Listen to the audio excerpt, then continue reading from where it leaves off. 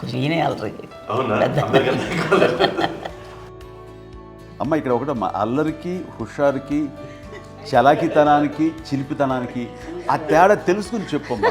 అల్లరంటే ఇప్పుడు నా ఇమేజ్ ఏమైపోద్ది, అల్లరంటే అల్లరుడు అని, నేనేమో చాలా రావుడు మంచి బాలుడు అనేలాగా నా ఇమేజ్ ఇది.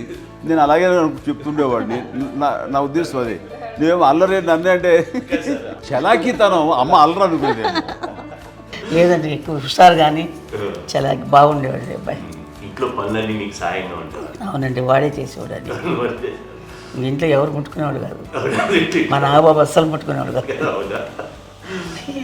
అన్నిటికీ నాకు ఆయన సహాయమే పాపం. నాన్న ఆయన ఉద్యోగం వెళ్ళిపోయారు. నేను పాక్కుంటూ అలాగా వెళుతూ వెళ్ళిపోయాను, నాకు తెలియదు. తర్వాత అమ్మ చెప్తుంటే లేదుగా మాత్రం కొన్ని గుర్తు కంబరకోలు ఉంది నాది. ఒక అది పెట్టి అది వెళ్ళి కూర్చోతా ఏడుస్తున్నాను రోడ్డు మీద. వెళ్ళేసరికి వాళ్ళు 3 years. సో నన్ను వాళ్ళు తీసుకెళ్ళి వాడు కంబరకోలు కూర్చోబెట్టాడు. ఇక్కడికి ఏడుస్తాను, ఎవరికి వెళ్ళాడో తెలియదు వాళ్ళకి. సో అది ఒక గంట పోయిన తర్వాత అమ్మ ఎత్తుకుంటూ వాడు వచ్చి వాడు చిన్నబిడ్డ అనుకుంటారు మొత్తం తెచ్చి అది వాడు చూసి ఈ అబ్బాయి అన్నారు. కాదు అనేసింది. అది సరిగ్గా చూడమ్మా, ఈ అబ్బాయి మా అబ్బాయి అని. ఏంటమ్మా అంటే ఆ కమర్గోలులో కింద కూర్చోబెట్టాడు కదా, బస్ అంతా పూజేసుకున్న అయిపోయింది. అంటే రంగని కాదు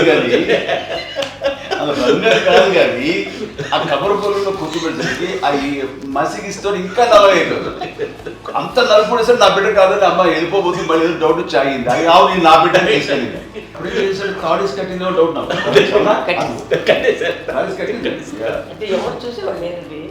అమ్మేమో అల్లరు అనుకునేదండి, నాకేమో చిన్ననాటి మహాభాగవతం కృష్ణుడి కార్యక్రమం అనుకుంటాను. ఆయన మహానుభావులు అయ్యే వాళ్ళందరికీ ఆ లక్షణం ఉంటుందేమో వచ్చినప్పుడు.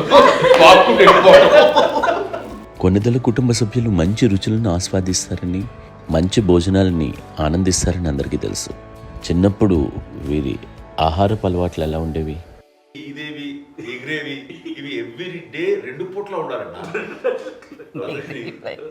మరి నాన్న పాపం ఏముంది, తిన్నట్టు ఇష్టం. మరి అన్ని రకాలుగా నాన్న కోసం చేసి పెడుతుంటే మరి తను అది ఇష్టపడక ఆ తర్వాత లేకపోతే కోపడక ఎలా ఉంటాడు చెప్పండి. 5 పిల్లలు అయినా అమ్మా నాన్నలు కొంతమంది పైనే ఎక్కువ దృష్టి పెడతారు. ఈ 5 మీరు ఎవరి మీద ఎక్కువ ఫోకస్ పెట్టేవాళ్ళు? కళ్యాణ్ బాబు అండి. వాడంటే బాగా, అంటే వాడు ఏది తినేవాడు కాదు అసలు. ఆడికి ఏ తింటాడని. ఇప్పుడు వాడికి నచ్చకపోతే, ఇప్పుడు నేనైతే నచ్చకపోతే చాలా గోల్ చేసేవాడిని. అన్నయ్యకేమో చాలా ఏదైనా ఏది పెట్టినా తినేవాడు, అసలు అడ్జస్ట్మెంట్ మెంటాలిటీ. నాకేమో నచ్చకపోతే చాలా గొడవ పెట్టేవాడిని. తిండి ఇది ఒక అన్నం, ఇది ఒక కూరలు అని వెళ్ళిపోయేవాడిని. అమ్మకు అమ్మతో తిట్టి నాకు వెజిటేరియన్ ఎలర్జీ ఉండేది, అంటే చిరాకు అనమాట. కళ్యాణ్ బాబు ఏంటంటే తనకి ఇష్టమైన ఫుడ్ ఉంటే తింటాడు సైలెంట్గా, బాగలేకపోతే సైలెంట్గా వెళ్ళిపోతాడు. అమ్మకి ఏమంటారండి వదిలేమో తన తింటాడు, అటు నిశ్శబ్దంగా నిరసన ప్రకటించేవాడు. దాంతో వాడి గురించి చాలా ప్రొటెక్టివ్గా చూసుకునేది అమ్మ. పైగా చిన్నప్పటి నుంచి కొంచెం వాడు వీక్గా ఉండేవాడు, అంత బలమైన ఇది కాదు. దాని తర్వాత కొంచెం అందుకని అమ్మ వాడిని స్పెషల్గా చూసుకునేది. వాడు స్పెషల్ కిడ్ అయ్యాడు ఇంట్లో. మీ అమ్మగారు మీ అక్క చెల్లెళ్ళకి ఇచ్చిన సలహా ఏంటి? అంటే ఇండిపెండెంట్గా ఉండమంటారు అమ్మ, ఎవరిని డిపెండ్ అవ్వద్దు, మీ పిల్లలు నువ్వే జాగ్రత్తగా నేర్చుకో, ఎవరినైనా చేయకు, డిపెండెంట్గా పెట్టద్దు అని ఆవిడ మాకు బాగా ఎక్కువ చెప్తుండేది. నాకు కొంచెం టఫ్ టైమ్స్లో కూడా ఆమె నీ పాటు నువ్వే ఉండాలి, ఎవరి దగ్గర ఉండదు, ఎవరింట్లో ఉండదు, మా దగ్గర కూడా ఉండదు, నీ ఇద్దరు మటుకు నువ్వే ఉండాలి.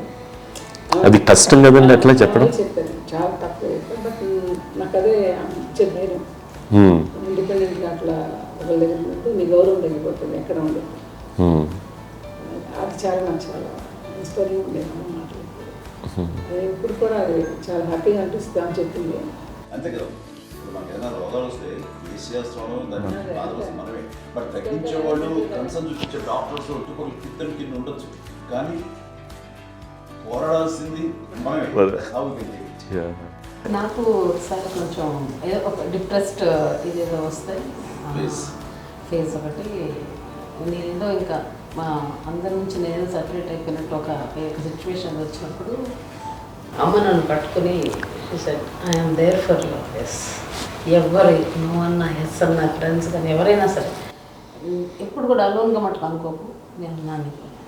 ఆవిడ నన్ను పట్టుకొని ఇచ్చిన అఫెక్షన్ లేదా ఫీలింగ్ అసలు బలం అన్నమాట. ఇంకా ఏంటంటే ఏమన్నా చేయగలను నేను, పర్లేదు ఇంట్లో నాకేం ఏదైనా సాధించగలను అని ఒక భరోసా తల్లి దగ్గర నుంచి రావడం అనేది నాకు ఎవరు అవసరం లేదనిపించింది. అంత స్ట్రాంగ్గా ఆవిడ support, very strong, very practical. అంత స్ట్రాంగ్ చేసింది నాన్న చెప్పండి. మా పిల్లల విషయంలో మేము కూడా మేబీ అంత స్ట్రాంగ్ కాదేమో, సెన్సిటివ్గా ఉంటాం, కానీ అమ్మ మటుకు చాలా స్ట్రాంగ్గా ఉండి మమ్మల్ని కఠినంగా ఇలాగే ఉండాల్సింది, ఇలా ఉండండి అప్పుడే మీరు నేర్చుకుంటారు. ఇక్కడ అమ్మ పాజిటివ్నెస్ గురించి ఇంకో మాట చెప్పాలి. అంటే తన బిడ్డలకే కాదు, ఈ రోజున మా రెండో పాప శ్రీజ కూడా తనకి లైఫ్ చిన్న డిస్టర్బెన్స్ వచ్చింది. ఆ టైంలో కూడా తను ఏముందంటే అప్పుడు నాన్నమ్మ దగ్గరికి వెళ్ళాను, తను ఇచ్చిన భరోసా, తను ఇచ్చిన మాట వెళ్ళలేని ధైర్యం వచ్చింది నాతో. నాన్నమ్మ దగ్గర ఎప్పుడు కూర్చోస్తాడు అప్పుడే పాజిటివ్ ఫీలింగ్ వస్తుందని నాతో షేర్ చేసుకుంటాను. తనకు నాతో చెప్తుంటే అనిపిస్తుంది కరెక్ట్. అమ్మ ఏం పర్లేదమ్మా, లైఫ్ అంటే ఒకరితోనే అయిపోదు, ఆ ఒక్కడి వల్ల వాళ్ళ ఇన్ఫ్లుయెన్స్ తోటో వాళ్ళు మన మీద నియంత్రించడం కానీ మన బాధల్ని వాళ్ళు చేయడం తప్ప. జస్ట్ నువ్వు నీ గురించి నీ మనసులో ఏదనిపిస్తే నీ గుడ్ ఫీలింగ్ ఏది వస్తుందో ఆ ఫీలింగ్ ప్రకారం వెళ్ళిపోదు. అంటే ఆ జనరేషన్ పీపుల్ ఎక్స్పెక్ట్ అలా కాదు, ధైర్యం ఉండి అందరికీ ధైర్యం బాగా నూరుకొస్తారు. ఫాదర్ కూడా, మా నాన్నగారు కూడా అస్సలు ఎప్పుడు అనేవాళ్ళు, ఎప్పుడు మీరు పెట్టే చెయ్యి మీరు ఎప్పుడు పైన ఉండాలి తప్ప తీసుకుని ఎలా ఉండకండి, చేతులు పెట్టుకొని అనే అట్లాంటివి చెప్తుండేవాళ్ళు. అందుకని మాకు ఇంకా ఇండివిజువాలిటీ మాకు బాగా ఎప్పుడు కూడా ఒకళ్ళని అడగడం అని, ఈవెన్ బ్రదర్స్ని అడగాలన్నా కూడా మాకు అది పడిపోయింది మైండ్లో, కొంచెం కష్టంగా ఉంటుంది. సో నాకు అంటే ఆవిడ మా అమ్మ ఏదన్నా కొంచెం డిప్రెస్ అయినా నేను చాలా ఎక్కువ అమ్మకి షేర్ చేసుకుంటే, అన్నయ్య కూడా లేడు. అన్నయ్య ఉన్నప్పుడు ఓకే, లేనప్పుడు నేనే ఎక్కువ షేర్ చేసుకున్నాను. బట్ ద బెస్ట్ థింగ్ మా అమ్మ దగ్గర నుంచి హగ్ అండి. ఈరోజు కూడా మా అమ్మని హగ్ చేసుకోకపోతే అంటే అది నాకు మా అందరిలోనూ, అంటే ఆవిడ పెద్ద చదువుకున్న వ్యక్తి కాదు, పెద్దగా బయటికి వెళ్ళి ఎక్స్పోజర్ కాదు, కానీ ఇవాళ అన్నయ్య కానీ విజయ, మాధవి, నేను, కళ్యాణ్ బాబు ఈ రోజుకి టుగెదర్గానే ఉంటాం. మేబీ మాకు కొన్ని విషయాల్లో నాకు మా మాధవ్కి డిఫరెన్స్ ఆఫ్ ఒపీనియన్స్ ఉండొచ్చు, మా చెల్లికి మా అన్నయ్యకి అట్లా ఉండొచ్చు, ఉంటుందండి ఫ్యామిలీ అన్న తర్వాత. కానీ ద ఇన్విజిబుల్ బాండేజ్ మా అమ్మ ఇచ్చింది, ఆ లవ్ అండ్ ఎఫెక్షన్, హగ్, అవన్నీ ఆవిడ నాన్ వెర్బల్ అడ్వైజ్ ఏంటంటే అందరూ అలా కలిసి ఉండాలనేది ఆవిడ నుంచి మేము నేర్చుకున్నామండి. అది ఇట్స్ ఇస్ నాట్ వర్డ్లీ, అది నోటి మాట కాదు, అది వెర్బల్గా కాదు, నాన్ వెర్బల్గా చెప్పినటువంటి ఇది. సో అందుకని అది మాకు గొప్ప, మేమందరం ఇప్పుడు అలా ఉండడానికి కారణం, అంత కలిసి ఉండడానికి కారణం, మెయిన్ కారణం మా అమ్మండి. అది సో అందరూ ఉండాలనేది మా అమ్మ అడ్వైస్. ఇప్పుడు కూడా నేను ఎప్పుడైనా ఏదైనా ఫీల్ అయినా, అన్నయ్య ఫీల్ అయినా, లేదు నాన్న అట్లా వదుకు, ఇట్లా ఉండండి, ఇట్లా ఉండి ఇప్పటికీ చెప్తుంది. మేము ఎవరైనా ఎప్పుడైనా మా చెల్లితో గొడవపడ్డా అనుకోండి, నేను అట్లా అనకరా అని, ఎట్లాగా అన్న ఏమో లేదులేమ్మా, ఏదో అన్నాను కానీ ఫీల్ అవ్వకమ్మా, మేమందరం కలిసి ఆవిడని అసలు టెన్షన్ పెట్టవండి మేము. సో అలా అది ఆవిడ నేర్పించింది, అలా కలిసి ఉండటం అనేటువంటి బాండేజ్ని ఆవిడ తన ఒక హగ్తో చెప్పింది. అన్నయ్య సినిమా చూడండి, జాదూకే చెప్పాను కూడా, అది మా అమ్మ దగ్గరే ఉందండి. శంకరదాదాలో చెప్తాడు చూడండి. ఇప్పుడు మోడ్రన్ వర్డ్స్లో చెప్పాలంటే మీ అందరికీ ఆవిడ ఒక వైఫై లాంటిది. Yes, you can say that. Yes yes. ఇంకొక అడ్వైజ్ కట్టండి, అమ్మ విషయంలో నేను గొప్పగా ఫీల్ అయ్యేది, కానీ చాలామంది పెద్దలు రిటైర్ అయిపోయి విశ్రాంతి తీసుకుంటున్నటువంటి పెద్దలందరూ కూడా ఆచరించే విధంగా ఒక విషయాన్ని నేను గమనించాను. ఇప్పుడంటే నా దగ్గర ఉంటుంది కాబట్టి ఉన్నాను. అమ్మ విడిగా ఇంకొక ఇంట్లో ఉండేది, 9 సంవత్సరాలు నాన్నగారు దూరం అయిన దగ్గర నుంచి ఉండేది. 5 సంవత్సరాలు ఒంటరిగా ఉండి నన్ను బిడ్డలందరూ ఎవరు మానవ వెళ్ళిపోయారు, నేను ఒంటరి అయిపోయాను ఫీలింగ్ అమ్మకు ఎప్పుడు ఉండేది కాదు.